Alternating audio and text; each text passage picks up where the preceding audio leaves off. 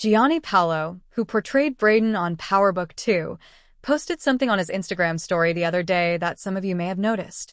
It was a photo of Gianni working out at the gym while listening to 50 Cent's song, I Get Money. The boss called me and told me to get ripped for some new, the caption said. He then added the TV production and fire emojis. Since I don't see Gianni referring to anyone else as his employer save 50 Cent, this must be about 50 Cent phoning him first. Additionally, the fact that he was playing 50 Cent's song, I Get Money, gave away who he was referring to when he discussed his boss. In addition, I'm fairly certain that 50 Cent was the person he depicted sprinting at the bottom of the screen above the caption. As a result, this probably merely indicates that the new Power spin-off's production is set to begin. Additionally, Braden Weston's plot will be continued in this spin-off, most likely in a program with Tarek St. Patrick, since it appears that the new spin-off's development is set to begin, as Gary Lennon signed a multi-year contract with Starz and Lionsgate in March 2024 to develop extensions for the Power universe. And in an interview with The Wrap, as I've mentioned in previous videos, according to the Starz programming director Catherine Busby, there are more Power shows in the works that are being kept secret. Since the creation of these new spin-offs has been underway for more than a year, that phase of the process ought to be coming to an end shortly and proceeding to the next stage, production. 50 probably phoned Gianni to tell him to get ripped for the upcoming because of this. Michael Rainey Jr. is someone I know. In an interview with Angel Ree, the actor who plays Tarek hinted that he might be finished with the Power universe or something similar because Tarek never had any fun.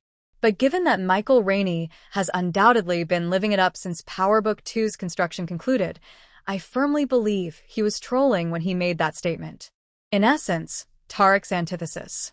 Having said that, I don't believe Tarek St. Patrick is gone from our screens. The fact that 50 Cent just won a legal battle over his Shreveport production studios may also be a contributing factor in the impending start of the new Power spin-off's production. And he finally received approval to proceed with that, despite some opposition rising against him. In order to reduce the production expenses for the programs, I believe that a large portion of the production will still take place in Shreveport even if the Power books are not based there. With the conclusion of Ghost Force and Raising Cain and the move into Origins, I recently created a video discussing what Phase 3 of the Power universe will look like.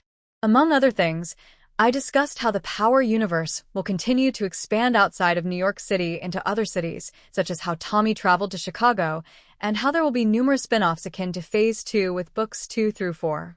There will also be limited series that concentrate on a single character. If you haven't already, be sure to visit my page and watch the video. However, because Giani has essentially confirmed Braden Weston's return and his likely involvement in Phase 3 of the Power universe, I want to examine his character in this video. Braden Weston's decision to work with Tarek at the end of Power Book 2 Ghost was the last time we saw him on screen. Additionally, Tarek informed Braden that they would no longer be working together as business partners going forward. Additionally, Braden would have to work for Tarek if he wished to stay in the firm. However, Tarek promised Braden the largest bag of his life after taking Noma's place as the link. Braden so consented to work with Tarek. Braden will be receiving the largest bag of his life, but he has lost all that he held dear. After Cain defeated Chase at the start of Season 4, his family has now fully shunned him. Braden also lost Elle, his most recent love interest, after Drew abducted Becca and she wound up in the hospital after drinking too much cocaine. And because the dealer who supplied her the Coca-Cola essentially told Elle what had transpired, Braden ends up killing him. That didn't sit well with her, so she requested Braden to go, effectively ending their relationship. Braden's longest and strongest connection with Tarek was also somewhat shattered at the end of Book 2 when Tarek informed Braden that he would be working for him going forward.